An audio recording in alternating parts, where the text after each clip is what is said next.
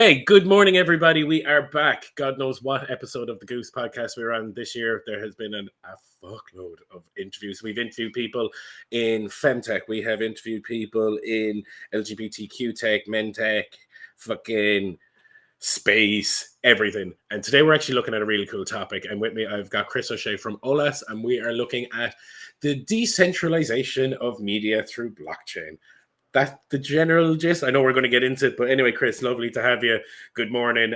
I suppose let's kick off with who you are, what you're up to, and what Olas is. I suppose is the obvious entry point to this.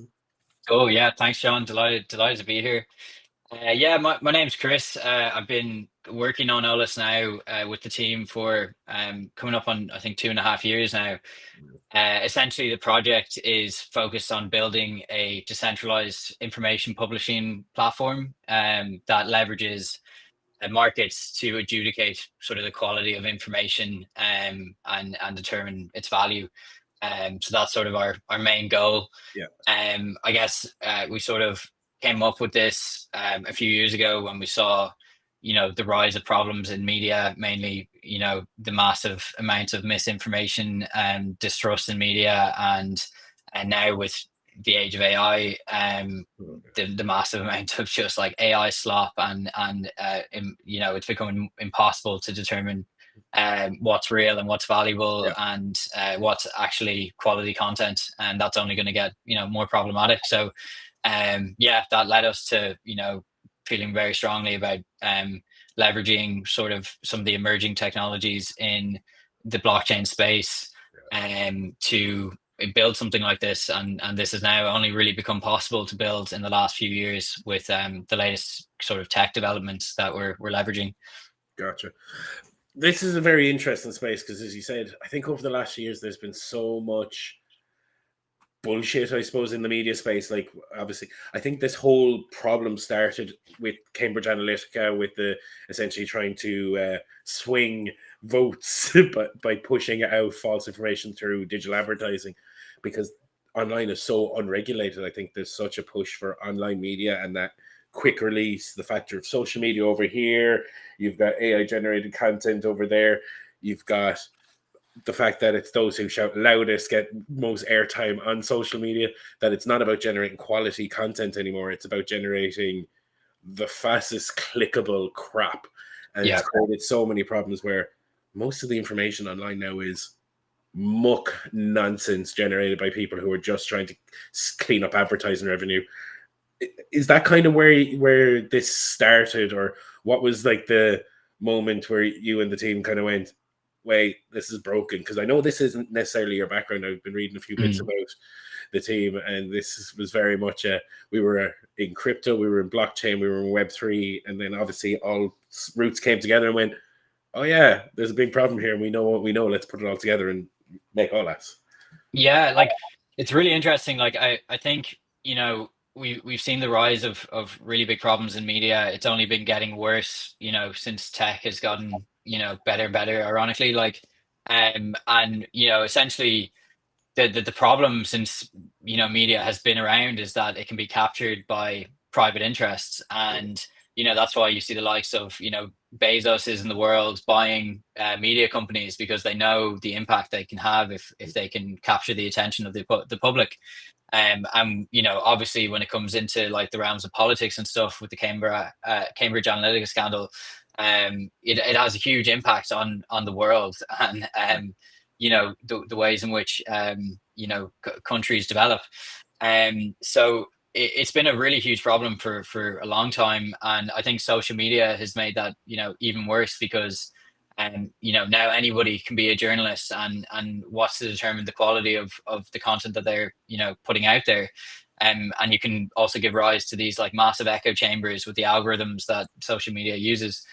So basically we saw this problem, and the interesting thing about blockchain is that it's now sort of at this interesting intersection where there's so many pivotal bits of technology that's been built within the blockchain ecosystem that, if you combine correctly, can solve really interesting problems. And media is strangely enough one of those problems that actually fits a lot of the tech that's been built on blockchain. Essentially, if you want to build a system that's not owned by anybody and therefore can't be influenced by private interests, that's essentially what blockchains were built for. It was originally built with currency in mind, store value like Bitcoin, but there's many other use cases where you don't want a central authority influencing what's produced or the system at hand. So that was sort of, that's what led us to this interesting intersection where we saw blockchain, what it was being used for, and now we're sort of seeing where it overlaps and where it can be used in new places, and media kind of slots perfectly into that.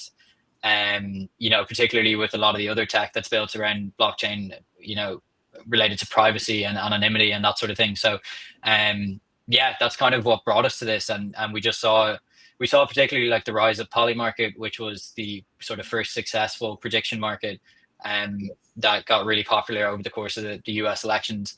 And that sort of began this whole like experimentation of like, well, if you can have these really basic markets that, help determine, the quality of news, or you can use those markets as news themselves.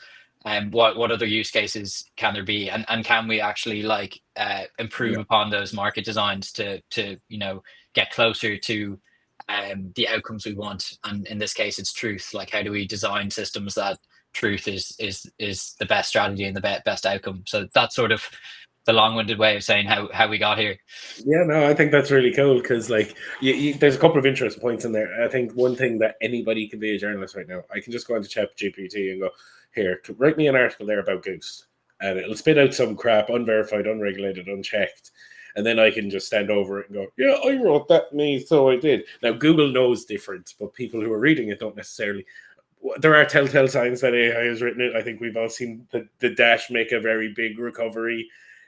Nobody was using that 2 years ago in terms of the writing, so you can smell AI nonsense from a mile down the road. But I think it's this thing of like, we've built up credibility over 10 years. We're doing this 10 years. So like, it's taken that long for us to have that kind of credibility that we can actually openly stand up at events and go, here, because we're not the Independent, we're not the Irish Times. So coming from a very different angle where we're, I suppose, independent. And for independent media, the major problem that we all have is it's fucking impossible to get paid. Yeah. So you're trying to do the right thing, but you can't get paid. But then the big boys are lying out their hole because they're making clickbait because they need to generate their advertising revenue and their subscription revenue. And as you said, then I think we said it off camera, like their political leanings. If the money is coming from column A, well, then the content's going to read for column A if they're not going to target the other side. And it's just like, right. So can we trust any of the media anymore? Seems to be this. Yeah. Like that's a huge part of it. I mean, we've seen this like happening, and it's sped up in the last sort of decade, where you talk about independent journalists and sort of the rise of these like massive oligopolies that are buying up like more and more media companies, and that just leads to like more and more of the same content that's being pushed by maybe a certain political party or certain advertisers or a certain subscriber base, and it makes it like very, very difficult for independent media companies to compete, because as you said, they're just churning out loads and loads of clickbait and what people want to read, and they have the budget to reach much more people. And that's a huge problem if you're an independent journalist who's creating actually really valuable content, but it's just getting overshadowed by these massive companies that are just heading sort of more and more towards like sort of concentration around the same sort of issues. So it's a huge problem, and that's why I think we're seeing the rise of like Medium and Substack and like some of these other platforms where like legacy journalists have left those big media companies to do their own thing and have been actually very successful, and also get paid way better, which is great to see, because we need journalists and we need people to be producing content like that that's not influenced by an editorial board or an advertiser or a subscriber base. So it's great to see that, and I think we're going to see that trend continue you know, as we see the likes of new technologies that sort of augment journalists emerge. So I'm really excited for that, and you know, hope we're doing our part with Olas. Fantastic. No, I think it makes a lot of sense. So, right, how does Olas work? Yeah, so I suppose it sounds like a really obvious question, but let's say I'm a consumer, because we've obviously got two customers here. We've got the end consumer, the reader, and then we've got the media outlets, correct? Yeah, exactly. Okay. Yeah. So I suppose walk me through this whole how everything works. I'm just going to sit back here and chill now. Yeah, like it's actually like a publishing platform, but we leverage like on the back end, very bespoke and well-designed market mechanisms that basically incentivize behavior on the platform to align around truth. For like the average reader, it's the experience is going to be quite similar to what you would have now with, like, you know, a newspaper or a blogging platform. The only difference is you can now like participate and have your voice heard. So for instance, we're, you know, launching our first markets, which are used to adjudicate subjective information. So it's an opinion piece market. And when you read through an opinion piece, normally, you know, you read the content, you sort of think to yourself, okay, was that a good opinion, bad opinion? And you sort of move on, or maybe you comment. Whereas with this system, you can actually take part and have your voice heard. So you can, we're using a pretty well-designed theory called Bayesian truth serum, which is a concept that was emerged in around early 2004, but was basically used for surveys. And they found that when they used this, they were able to get people to align around the truth much better. And the way it works is you basically say, you know, do you think this, you know, what do you think of this opinion? Is it good or bad? Or you can rate it on a scale. And then you also say, what do you think the average person or the crowd who's reading this article will say about this opinion? Is it good or bad, or where is it on the scale? So kind of like a sentiment analysis, kind of. Exactly. Yeah. Nice. But basically they found that you were able to align around truth very, very effectively with this when you ask those two questions in that way. And we've basically taken this and now applied it to opinion pieces. So when someone reads content, they can then, you know, they'll have like a sliding scale on the right where they can say, okay, this is roughly where I think the quality of this opinion piece is, and this is where I think the average crowd participant will think it is. And then if they want, they can add a micro tip. That's another part of blockchains that's become quite big. Is it's easy to give like a 5-cent tip now, or 10-cent tip. So they can do that to have their voice heard. And so it basically like creates this interesting like flywheel where the user and, you know, like the reader can actually participate in determining the quality of the information. And it's different to just like community notes where you just, you know, you would add comments, or you would sort of you know, you would add what you think about the opinion, and you have to be of a certain stature on X to be able to community note. And you know, they're trying to solve it, but there's a lot of issues with it. And so this is like an interesting mechanism that we've designed, and that basically combines, you know, markets, so getting people to participate, and their reputation as well. So like if you're found to consistently you know, predict the outcome of this article regularly, your reputation improves. And then the same goes for whoever wrote the article. Like if you publish an article and the crowd has accurately determined that this is a valuable article and it's of a certain standard, then your article is going to be of a high score, and you're going to have an ongoing improvement in your reputation on the platform. So that's sort of what it looks like. It looks like very similar to an existing, you know, blogging or media platform, except that now markets or readers can participate in these markets, and journalists have a way of actually getting their content sort of quality controlled, without the need of like a centralized body like an editorial board, or you know, I don't know, peer review in science or something like that. You know, out of curiosity, then when it goes on your platform, would it redirect back to their own platform, or is it then hosted on your own? Yeah, so well, basically we would host it on our own, but what we imagine is going to happen now in the future is probably people are probably going to have their own curated feeds.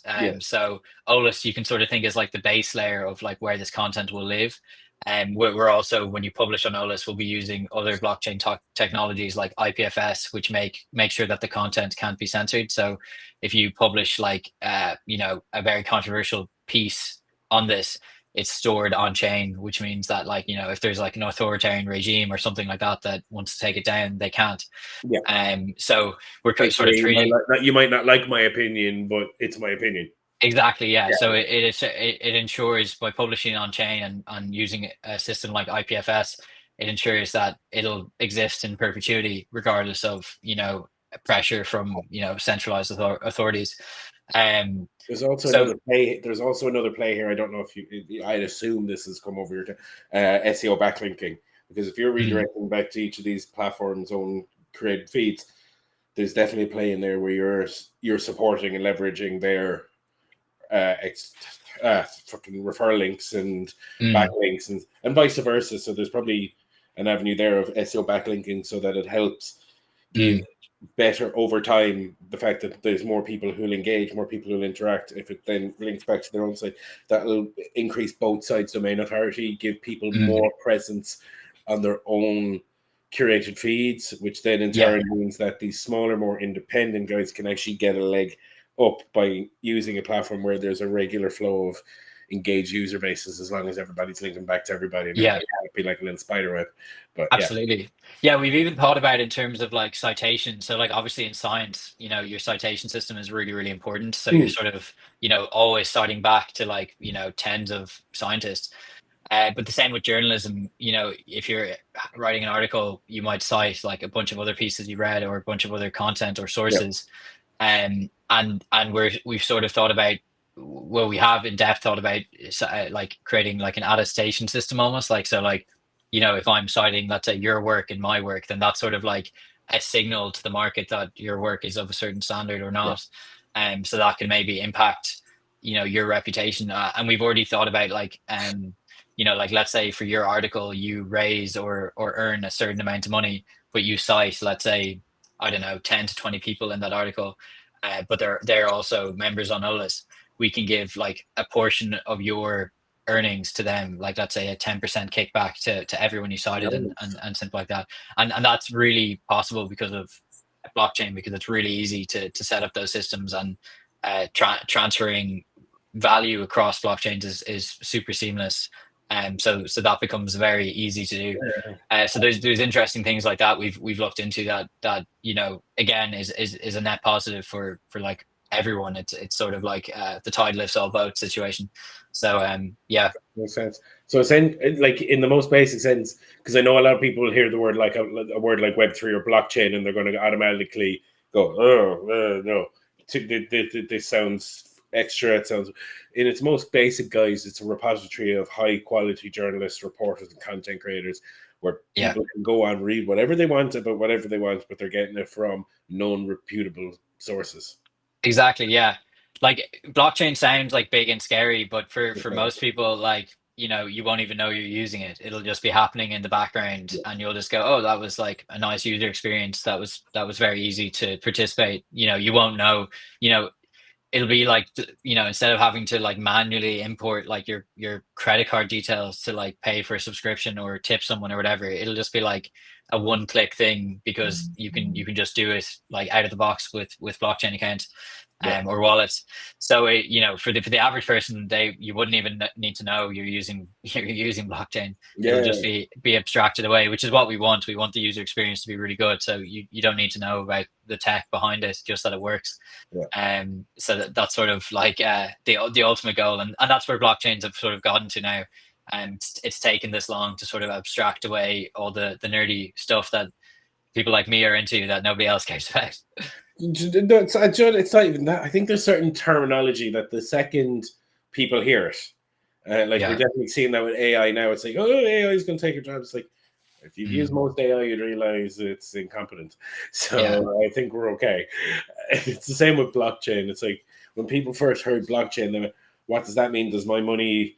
Because essentially where blockchain, most people got their first avenues with blockchain would be things like cryptocurrencies. Yeah. But not even the good ones. So I think a lot of people got have got their backs up down the years with things like blockchain.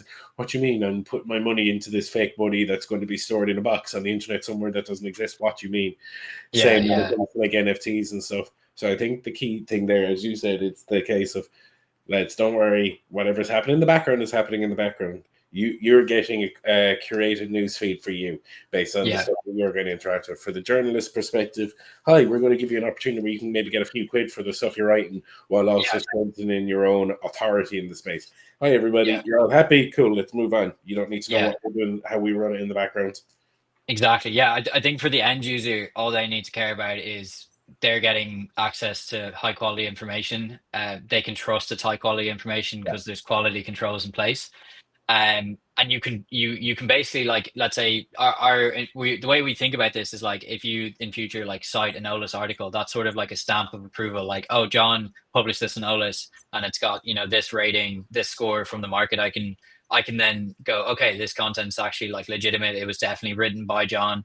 And the market has determined its value based on, these criteria. That's what it means for the average user. Like, they don't need to know, like, how it works or delve into like the actual mechanics of it. And then for the journalists, the benefit is like, okay, we've provided a platform where they can potentially earn much more like than they would ever earn from, like, working at one of these like massive media orgs. And they've also like now got access to like very interesting ways of determining the quality of their own content. So it creates this really interesting sort of recursive feedback loop for themselves. So again, essentially it's a net benefit for everyone involved. Journalists can get their content sort of verified and I guess judged from markets, and they can also earn a lot more. So it's a very good system. And also, like, I mean, depending how deep you want to go into it, but there's other technologies in blockchain that we're incorporating that like, so for instance, on the privacy front, blockchain enables a certain amount of privacy and anonymity that journalists in the past wouldn't have had access to. So you can reliably create like a pseudonym to protect your identity. So like, for instance, let's say you're publishing content from within a country that is an authoritarian regime, and it's very dangerous for you to be like writing about government, etc. Like, you need to know that you're protected, and that you can't be found out for writing under this pseudonym or whatever else.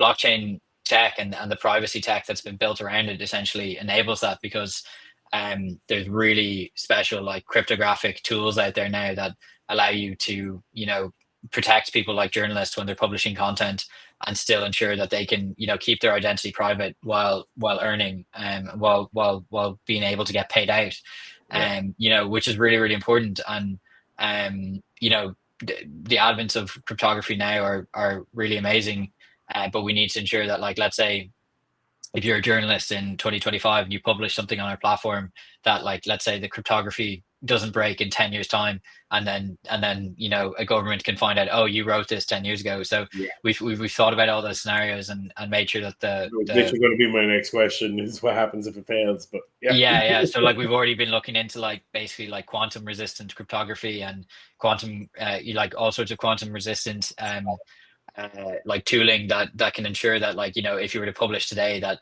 once quantum computers take off, that you're not at risk of like all your old content being decrypted and then you find out who you are. And so like all of those things are things we've talked about or thought about in depth. And things we're like, obviously if you're creating a platform like this for journalists, it needs to be like robust and safe for decades at least. And yeah, so that's sort of on the privacy front what we thought about a lot. And then on the other side of it is, like, obviously with AI we now have like a huge issue with bots, right? Like, that's a massive problem. So also introduced into the protocol is a proof of human system, which ensures that everyone on the protocol is definitely a human and is definitely not a bot. And we're using World ID for that at the moment, which is Sam Altman's sort of side project. But it's also a massively important project that is going to be really, really important in the coming years, when AI bots are going to like outnumber humans like hundreds to one, like, So that also ensures that like everyone on the platform is real, and that you can trust that it's a human like publishing this content. And if, like, let's say AI starts to be used on the platform, which we think it will, at least it'll be sort of tied back to one account that we know is Like the human. user. Yeah. Makes sense. So, like, let's say, right, I'm a journal and I want to get onboarded. What does the like onboarding? Because I assume that there's a process here, that it's not like me creating 10 fake personas and going, Yeah. spam them with absolute nonsense. Yeah. I'd assume there's like a screening or an onboarding process to make sure we're getting the right people on board.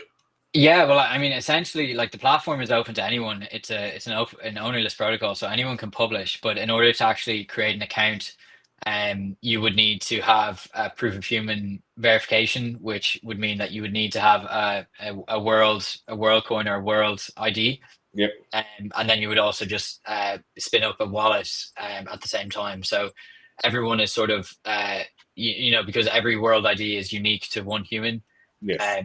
You would have one wallet for one human, so one account, and that's sort of the onboarding process. And anybody can publish on the platform, but if you want to succeed and do well on the platform, the quality of your content is going to impact other factors of your profile, like your reputation and how much you earn. So it's in your best interest to publish high quality content and improve your reputation across time.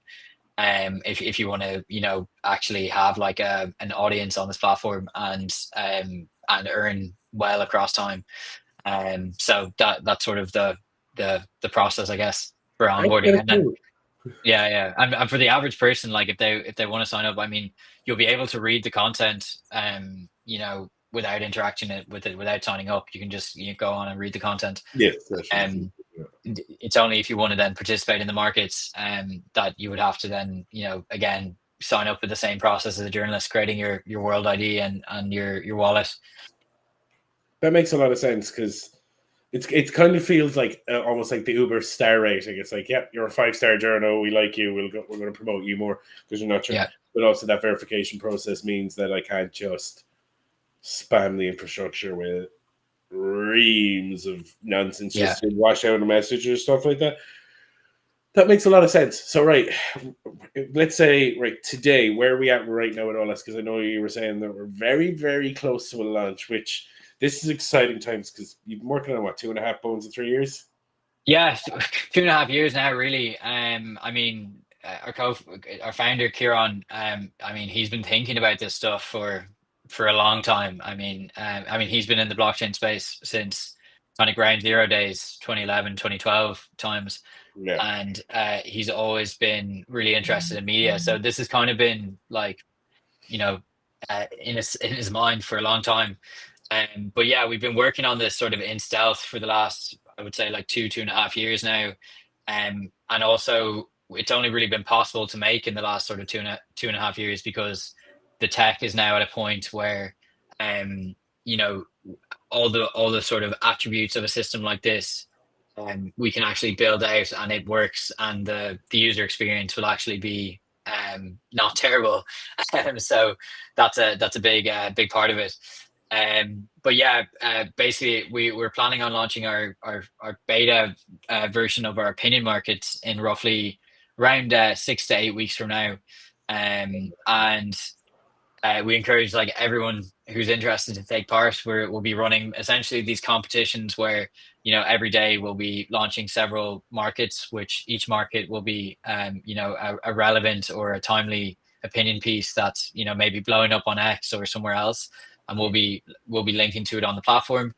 And basically you'll be able to participate in the opinion markets by answering those questions I mentioned, the Bayesian truth serum questions, and you'll be given like a certain amount of sort of voting power for each competition that you have to use wisely, because the way in which you succeed in a system like this is you have to sort of have skin in the game. This will give you skin in the game, but you can also run out of it very quickly. So it sort of incentivizes people to be careful about how they participate in the market, and make sure that they're actually giving answers that align around what they actually believe. So yeah. Okay, so like, no, this is really cool because like, if you're 6 to 8 weeks now from a launch, like that's obviously a really exciting time. What I'd love to find out a bit more about is like to get to this point. Like, talk to me about some of like because this is not going to be a straight line, linear A to Z route here. Like, talk to me about some of the challenges you've had actually building this platform to even get to this point. Because I can imagine when we're looking at blockchain, we're looking at AI screen, and we're looking at privacy protocols, we're looking at rating. This can't have been easy. No, I mean, I guess it's where it gets difficult is we're essentially leveraging like several pieces of like bleeding edge technology and trying to combine them all together. And these are things that are like being built in real time. These aren't like legacy bits of tech that we can leverage. So, uh, first of all, it was waiting until each part of the stack was sort of ready to be combined, and then also now working closely with different teams who are building these individual parts and trying to get everything to mesh together in a way that works and makes sense. I would say that was probably the hardest part. Is you've got all these like really new products, really new bits of tech stack that are super complex, and you're trying to get them to all sort of talk to each other and mesh together in a way that works and feels seamless to someone who's on the platform. So yeah, like I mean, it started with us trying to figure out like where we were going to build. We're currently building on Starknet, which is a layer 2 blockchain built on top of the Ethereum blockchain. And we're leveraging like the World ID, which I mentioned for the civil protection, and different bits of privacy tech then to create what's called zero knowledge proofs to prove certain things about people when they're either like voting or proving their identity or claiming certain things on the app like reputation and so on and so forth. So yeah, that I think was the biggest challenge, basically. Like, how do you get all these bits of tech that are being improved and upgraded in real time? How do you get them all to sort of speak and work with each other in a way that makes sense? And ultimately, how do you build a user experience at the end that is not super complex and something that you would have to be quite technical to understand? And so that they were definitely like the biggest hurdles, and I think we've done a great job at overcoming them all. So yeah, getting all those moving parts to fit together was definitely the hardest part. But I think I'm pretty proud of kind of what we built, and actually how good the user experience is. I think it's much better than even what I thought would be possible at this juncture, and it's only going to get better from here. So I think we're in a really good position to get this out to people, and I think people are going to be I think they're going to enjoy it. I think it's going to be a cool experience for them, and I think there's going to be a lot of value derived from it. So yeah, I'm pretty excited now. Have you bootstrapped it to this point, or have you been backed? Yeah, well, it was being mainly bootstrapped by Kieran, and then also we managed to get grants from the platforms we're building on. So we got a pretty sizable grant from Starknet because we're building on top of them, and they saw the project and got really nerd sniped and basically like realized, okay, this is a really interesting like combo of tech that you're putting together, and it's really unique. Like it's 100% like the brainchild of Kieran, and it's really, really cool to see what he's sort of come up with and how this is all going to work. So yeah, we got some help from them, and also Nethermind, which is sort of like another company in the space, that builds a lot of infrastructure for Ethereum and works closely with Starknet. So we've had some help along the way. Definitely. The NBFC are going to love you guys. You're based out of Dogpatch, anyway, aren't you? We've done some bits out of Dogpatch, but we're actually fully remote at the moment. Yeah, the NBFC are going to love you guys. Like blockchain technology, media democratization. Like if you haven't looked at some of the services available through the NDRC, I would highly recommend it. Like what you're building is genuinely fucking potentially huge. Like we hope so. Yeah, everybody knows that the modern day media is in the toilet. Like it's horrible. I can't remember the last time I'm obsessed with soccer. So the thing I do outside of this is I'm making a fantasy football game. But like every Yeah. time I spend an awful lot of time on the Athletic on Sky Sports. The amount of times I find that I have to go onto another platform to verify whatever about the likes of the Athletic and Sky, they're obviously verified. But if you go on it, like if you go on a Twitter and you see an article of this guy's going to say, it's like, right, let me go check up David Ornstein, Fabrizio Romano. Most of us are now already trained into this behavior of I've read something on and it's not one of the 5 websites that I know. Yeah. Therefore, let me go find the journalist or creator that I do know to see if they can confirm that if what I've read is nonsense or not. Like a load of us have got into that behavior without even realizing it. Yeah, I would say you're probably one of the better consumers. I'd say most people wouldn't be bothered doing what you're doing, which is good because I mean it's good that you do it because most people will take things at face value if they see it on Twitter or whatever else. They won't actually double check. I'm actually off Twitter. We're so context Goose. They're completely gone off Twitter. We do not exist on the artist formerly known as Twitter X. Okay. We left it because it was such a cesspit of just mad nonsense. Like there was, I'd say less than 1% of all information on that website now is real. Yeah. Oh, like I mean, it's gotten so bad. Like I and like it really annoys me because there's a lot of people I follow on there, and you can't even read their comments anymore because it's just spammed. You know what I mean? Like I think crypto. I'm in obviously the crypto bubble, but if you see a tweet from anybody who's noteworthy, like Vitalik Buterin or anything like that, and you can't read anything that there's no interesting discourse going on underneath any of his comments because it's just all spam. Like it's totally unusable. Click my link. I'm showing. We know. Yeah, like it's awful. Like so, and also if you want to get rid of ads and stuff, you have to pay like such a massive amount just to have like a decent feed. So yeah, it's hugely problematic. Like, but yeah, like I guess like that problem you're describing with AI now is just going to get so much worse. So we need protections in place, and the best protections we have so far, I think, are markets, reputation, and probably proof of human systems like World.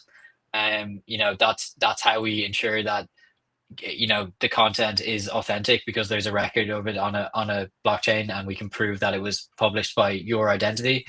And through systems like that, we can actually wade through all of the slop that's going to be constantly churned out by AI and everything else. Slop.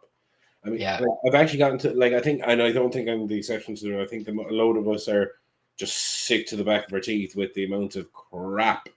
We can see it. Like, oh God, I'm going to go down this route. Bless me now, because I'm probably going to get cancelled about the route I'm going to go down. But we all watched Glastonbury over the last week. And you're seeing things like, oh, we are not streaming X artists because they may potentially say, it's like, they may say what? They may say words. Yeah. Oh bless, but it doesn't fit your media outlet's narrative, so we're not going to do this. Like, and when you can see that that very open and obvious like censorship, you're like, you're coming at this with an agenda. And it doesn't matter what the topic is. It can be any of the big title topics that are out there in the world. Right now. And can you notice I'm trying to skirt around some of the topics? But it's like any of the major title topics that are out there right now. Like the fact that you can see this clear and obvious censorship of people's opinions, or just even like of reality. It's like you're leaning on a narrative despite trying to say that you're independent, and you're not. So I think this is one of the biggest problems in the media space right now is honesty, truth. Yeah, no, I couldn't agree more. And it's also like, who are they to decide what you can and can't see in those situations? You know what I mean? Or what opinions you can and can't read? Like that's a huge problem. Like like with the system like Olas, we basically envisage people being able to curate their own feeds. They'll use Olas as like sort of the base data layer where everything's published, and then you can with an AI probably spin up your own newspaper that pulls from whatever people you like to read from the most, and just create your own newspaper, and you decide what you can and can't see. You know what I mean? You know, for instance, like there's a lot of news stories that I just don't want to read because I don't want to hear about whatever X crime happened in the city center or whatever. I just don't want that in my mind. Yeah. You know what I mean? So I'll just like would rather have like a feed that doesn't include that stuff. You know what I mean? Or like I'm particularly interested in like tech or entrepreneurship or, you know, whatever else. So like only give me content related to that, or, you know, whatever political event I'm actually, you know, following or interested in, I want to see that. But I don't want you to decide for me, like, you know. No, but I definitely see this with the algorithms now as well, because I have two very different personas online, right? So I have obviously my Goosed persona over here where I talk about this stuff. So on the channels that I leverage this on, the amount of I get a load of tech drivel as well. Yeah. Then on my other hat is my football hat, and if I go onto TikTok, fuck me. Oh, fuck me. Like, it's like, oh, you run a football content channel? Well, you must be manosphere content. And like, I don't need to see any more Andrew Tate. And no matter how many times I'm like, not interested in this content, I'm literally actively trying to curate a feed that is purely football content and nothing else, just to use it as source inspiration. And yet, still, this, I'm just using it as an example. Like, no, it's a good example for sure. Yeah, the heavy duty red pill movement manosphere nonsense. And like, I have literally got not interested on every single video that's ever popped up. I'm actively trying to create this, and then the algorithms are going, yes, but we know we can get monetized if we can catch you to watch something here. And like, fuck off, leave me alone. It's absolutely insane. Like, ultimately, like, I think the way things are going is like, you know, because people are now getting so fed up with the algorithms and they're creating so many problems that, you know, people are now just going to be curating their own feeds 100% in the future. Like, it'll be so easy as well with AI. You'll be able to spin up your own algorithm for producing your feed or curating your feed. You know, that will be able to like get away from those problems.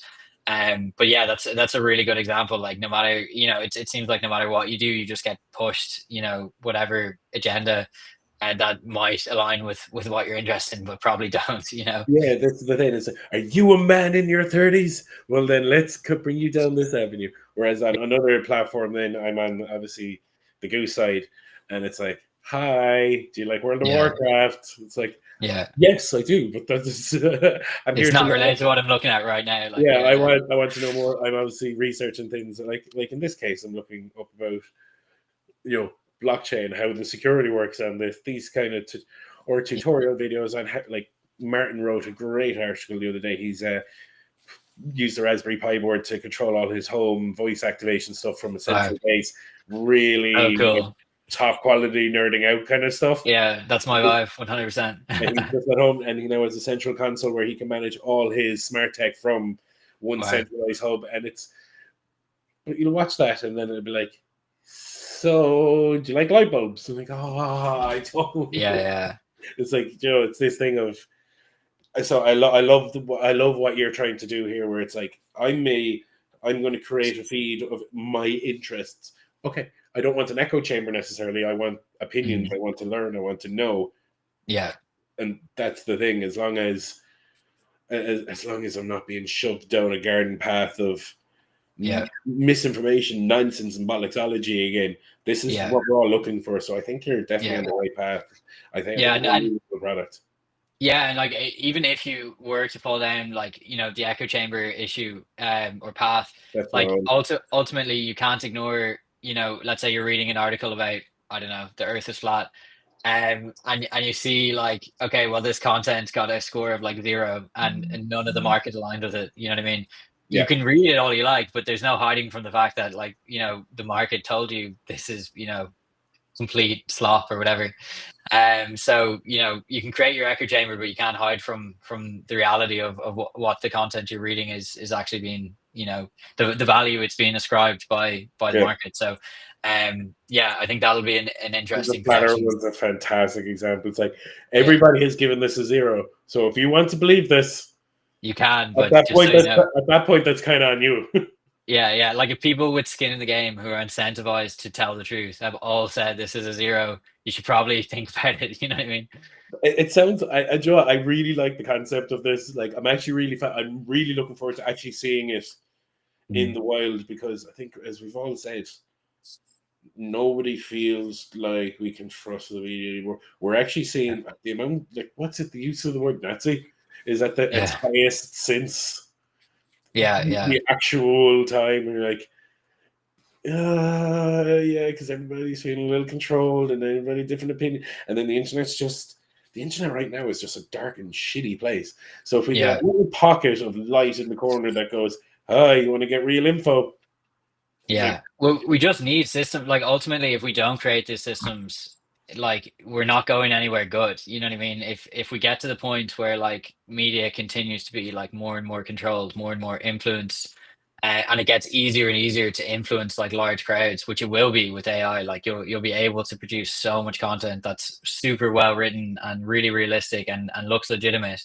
But if you don't have, like, sort of a system in place that's free from, the influence of advertisers, or centralized parties who are interested in things outside of producing truth, you're going to get to a really bad place where, like, society can be impacted hugely and steered in directions we don't want to be steered in. So a system like this is essential, and it's something like governments are really, really aware of, but they've had there's been just nothing that's come out in recent times, I would say, other than something like Polymarket or Community Notes, that has tried to actually really tackle this issue. And it's just the existing solutions, they're good, but they need a lot more work. And when we put this out, it's going to be an experiment. We're going to be iterating on it a lot. The systems are going to improve with time, but we need some sort of push towards building these out, because we can't survive in the next few years if with the rate at which AI is improving and the rate at which misinformation is increasing. We can't get by without putting systems like this in place. It's going to become like a huge issue very, very soon. Yeah. I don't think it's something that can be regulated per se. Like, I think we're in a position, unfortunately, where rabbit is out of hat in terms of, like, regulation globally. Like, you're getting every country on the same page in terms of everybody has their own, like, propaganda exists for a reason, right? So we're going to get regulation on this. So, like, a platform like yours where all of us can go, actually, this is nonsense. Actually, you're talking sense. I might not agree with you, but you're basing it in reality, in data, and hard fact. I have a different opinion, and now we can actually have a more open and honest, like, discourse about these kind of key topics, because, like, you can definitely see where people in power want to manipulate the media to retain power. So all you're going to ever get is you're never going to get a clean narrative. You're always going to get a colored narrative. Exactly. So platforms like yourselves make an awful lot of sense. Like, where do we see this then, like, long term down the line? What's our kind of, give me, like, the big picture? Because I know we're here nearly an hour now, so I'm going to let you go soon. We're starting with our beta in the next 2 months roughly, and then we hope to actually have, like, the full product or alpha version of this with our markets live, probably sometime mid to late 2026. And our goal is basically just to build out this infrastructure and tooling for quality control and verification of information on the internet, using a system that was designed for this, which is blockchains. It's kind of the perfect place, because, as you said, countries are never going to agree on this stuff. You need a system that's not owned or influenced by anybody, and that anybody can take part in, and that's exactly what this will provide. So our ultimate goal is to build the infrastructure for information quality control for the future. Like, have this as a base layer that's uncorruptible, uncensorable, that anyone can use and access, so that we can ensure good quality information in perpetuity, regardless of advances in AI or other tech that can influence misinformation and those sorts of things. So that's kind of our ultimate goal, and that's what we're building for. And I think we'll get there, but it'll be an experiment, and we'll see where it goes. Yeah, I'm sure there's going to be a few bumps and headaches on the way, but, like, no, I think this is really cool. Like, is there anything that we haven't really touched on today that you feel like we should say about Olas now? No, I think that's pretty much it. I mean, if you are interested, like definitely, pay attention to our socials. We're quite active on X, and our website's live if you're interested in taking a look at Olas.info. But yeah, just be keeping a close eye, and please take part in our beta that'll be live soon. I think it's going to be a really cool experience, and early participants are going to be, rewarded for being there at the beginning. So definitely encourage you to get involved early. Yeah, if you have a press release, get it over to me, and we're obviously on YouTube right now. I'll give our whole breakdown thing in a second. We're obviously on YouTube now and on Spotify, but we'll get a written article up as well about this, because I really think this is something that makes so much sense. So I'll get a write up done at some stage in the week. Brilliant, that'd be amazing. If there's any content that's on the Goose website that you want to leverage, I'm saying now openly here, fire ahead. If there's anything we need to talk about offline to organize that, so be it. But you can have whatever content is of use on our site. I have two other sites. We have two other sites that we do bits and pieces on. So by all means, anything you need from us, cool. Happy to dance, because helping an Irish business do something in this space, fuck yeah. For sure.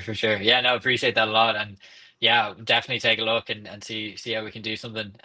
But yeah, that'd be great. So yeah, really appreciate the support and the kind of words. So right, so basically, if people want to find out more, give us the whole, where do everybody find you, how do they contact you, where do they get the information, and yeah. Yeah, I mean, you can find us at Olas Protocol on X. Our website is olas.info. So you can find us there. We'll be posting a lot in the coming weeks and months about the ongoing beta and competitions. I think there'll be some pretty cool announcements there. So yeah, please pay attention there. And if you're interested, reach out to us or me or anybody on the team, and we'll be more than happy to answer your questions. So yeah, thanks for this. It's been great chatting to you. And yeah, really looking forward to showing you guys what we've built. I'm really excited about it. Like, I'm probably going to I'm going to go a lot harsher in terms. You're super nice. You're not going to say the same real horrible sales that I will. Fuck mainstream media. If you want to actually learn how media is going to be done right in the future, nobody's going to own it. Nobody's going to be the controller of it. It's going to be about reality, real content, really well sourced, real verified, without the angle of trying to push you down some garden path for somebody's narrative. That's the 100%. Whole purpose of this. We know, everybody knows that the media in its current guise is a shit show. I think we all know, we're all sick of it. So if you want to see a better solution, a solution that has the potential to be a long-term problem solver here, go check out the website over to Olas Protocol, olas.info. All the information is going to be there. Fuck yeah, I'm in for this, mate. I think it's brilliant. Yeah, no, you've nailed it. That's what we believe the future is, and I don't think there's any other way. So hopefully we're building towards that, and yeah, I'm really excited. I'm very hopeful about the future with something like this in the pipeline. So yeah, let's see how it goes. Cool. Look, it's been, from my perspective, it's been absolutely awesome to have you here. Like, I love doing this because I get to learn some new bits as we talk. Get to talk to cool people about cool stuff that's being built in Ireland and abroad. So I suppose, obviously, thank you so much for coming today. And I'm going to do the whole deep breath. You can find this podcast on YouTube, Spotify, anywhere you get the podcast. We are on every single social media channel. We are Goosed.ie. The only platform we're not on is X, because they're bad. We don't do that. But every other channel, we are obviously Goosed.ie. You're going to find an absolute rake load of articles, from this to QS1 regulations to how Martin is building some Raspberry Pi stuff. Bunch of game reviews. Jesus, one of the lads is playing with the Switch 2 right now. So we've got content out the nose, both video, audio, and written right now. So head over to Goosed.ie, do the thing. But for today, Kris, absolutely lovely to have you. And we're going to have to catch up again, I think, catch up again in a year's time and see where we're at. Absolutely. Yeah, no, it's been great chatting to you, John. Really great experience. And yeah, thanks so much for having me. It's been, really, really fun. Anytime. Right. Everybody, good night, good morning, good luck, good evening, goodbye. We'll see you on the next one.